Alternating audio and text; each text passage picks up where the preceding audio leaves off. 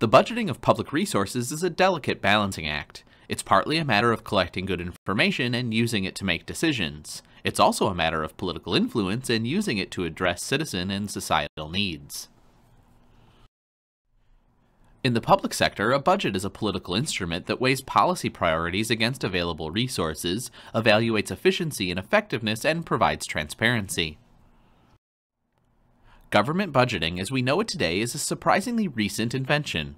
Prior to the 1900s, it was common for each agency or government commission to approach the legislature separately to request funds. The chief administrative officer was left with only informal control, and the legislative body was faced with uncontrolled requests. As with most reforms, experiments with budget accountability began at the state and local level. All levels of American government have experienced a growing concern by citizens for more accountability of public expenditures in an environment of more tightly constrained resources. The public mood has undergone a decided change over the past several decades with respect to government spending. This change has put agencies on the defensive, not only to justify the efficiency and effectiveness of their expenditures, but to also defend why existing levels of expenditure should remain unchanged. These continuing public concerns have brought performance budgeting and systematic planning back to the center of the public allocation process.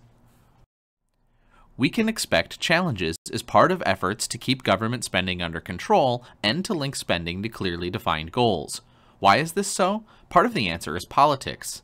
Constituency interests have overpowered the political will of elected officials to budget with clear goals, with a clear sense of priorities, and with a strong sense of discipline. Perhaps most importantly, a public budget is the primary means by which local citizens give expression to the kind of community they wish to create. Public budgeting is characterized by its approaches, functions, formation, and type. And there are multiple purposes of a public budget. Let's take a look. The budgeting process is an opportunity to test responsiveness to community desires. The budget process also presents an important political platform upon which to make changes in the selection of policy choices and in the allocation of resources to support those choices. Elected officials must respond to their constituents' needs and demonstrate a record of leadership. By contrast, professionals rely more on agency and professional values to guide their sense of action and accomplishment. The perspectives and needs of elected officials may conflict with the values and hopes of administrators who need to balance competing program priorities. A second purpose of the budget process is to ensure financial accountability. This accountability is achieved in a variety of ways, including limitations on spending via the use of accounting codes and regular monitoring of expenditures, statutory and constitutional limits on spending, ongoing legislative oversight, post-expenditure audits, requirement for a balanced budget, and the legislative body enacting that budget. Managers are uniquely situated to provide information important to various stakeholders in the budget process. Managers organize a coordinated response of the delivery of services to citizens. Managers also understand the best ways to enhance productivity. With the spending information from repeated budget cycles, managers can develop unit cost trends and other productivity measures. The growing public concern for productivity enhancement has increased the burden on managers to provide information to the decision makers in the budgeting process. The spending and taxing policies of public jurisdictions, regardless of size, have economic impacts. State and local spending and taxing policy is important to attracting and expanding a qualified labor pool, and in competing for growing businesses whose incomes add to the jurisdiction's revenue stream. The public budgeting process provides a necessary meeting ground for responsiveness, operational efficiency, and equitable distribution of services. The fiscal year captures all expenditures and revenues reserved within a defined 12-month period. In some states, jurisdictions operate on a 24-month biennium. Each jurisdiction must have a budget prepared and adopted into law when the official budget year begins. The structure of the public budget process assures this readiness. The public budgeting process has gradually evolved into a predictable pattern, with a set of characteristics that are common throughout most jurisdictions. The cycle has distinct phases with clear expectations about the work to be done, those responsible for doing it, and a time frame within which the work has to be completed. This cycle possesses some unique characteristics that set the budgeting process apart from almost all other governing activities. The full budgeting process is a multi-year undertaking. It takes 6 months to a year of preparation to develop a budget, another year to implement it, and another 3 to 6 months to close the books in preparation for a final audit. The repetitive flow of budget cycles also results in overlap of activity related to different fiscal years. During the preparation phase, participants are sometimes working blindfolded. They may not know what the outcome of union contracts, the amount of available revenue, or the exact cost of materials and supplies or revenue available. Despite these uncertainties, the process has to be completed in a relatively short period of time, within the requirement that the legislative body approve a budget by a specified legal deadline.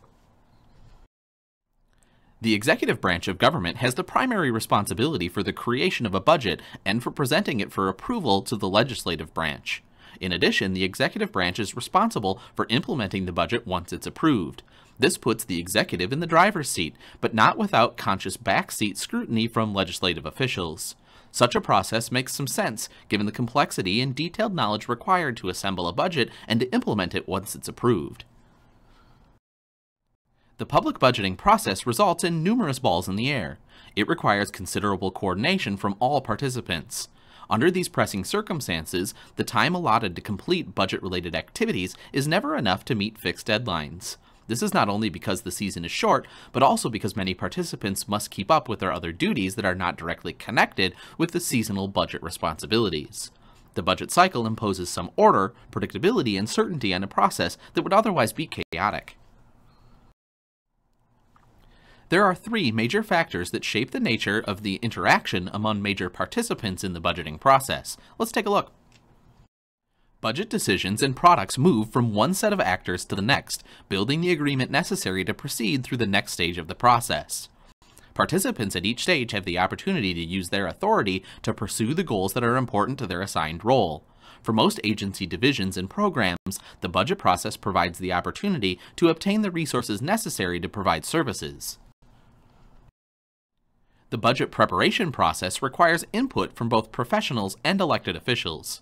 Conflicts between the two perspectives are inevitable and result from the differences in the notion of what counts for the budget success.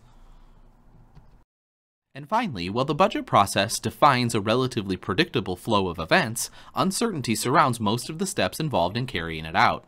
This uncertainty often translates into seemingly unpredictable behavior by process actors. Notably, political pressure induces uncertainty into the behavior of legislators. With such a variety of professional backgrounds and process goals, it's not surprising that tensions and misunderstandings arise in the various actors during the budget process. However, because these tensions occur within a deliberately crafted system of separation of powers and checks and balances, some of the resulting conflict is tempered by role expectations. There is an important difference with budget formats. They not only establish rules, but they also create standards of success. When we speak of budget formats, we're talking about the way in which budgeting information is structured, the kind of information that is required to justify requests, and the kinds of questions that are asked during the process. For the purposes of this discussion, we'll focus on line item budgeting, program budgeting, performance budgeting, and zero-based budgeting as distinctly separate formats. In practice, most jurisdictions use several of these formats as part of their process. Line item budgeting is technically known as object code or expenditure code budgeting. The major categories of expenditure, personnel, materials and supplies, and capital outlay are assigned code numbers. Because of its high value in promoting financial accountability, line item or object code budgeting has become the most durable and commonly used budget format throughout the public sector. Line item budgeting forms the base of many types of financial analysis. Planning, programming, budgeting systems, and program budgeting organize the traditional categories of expenditures used in line item budgets into larger units of activities.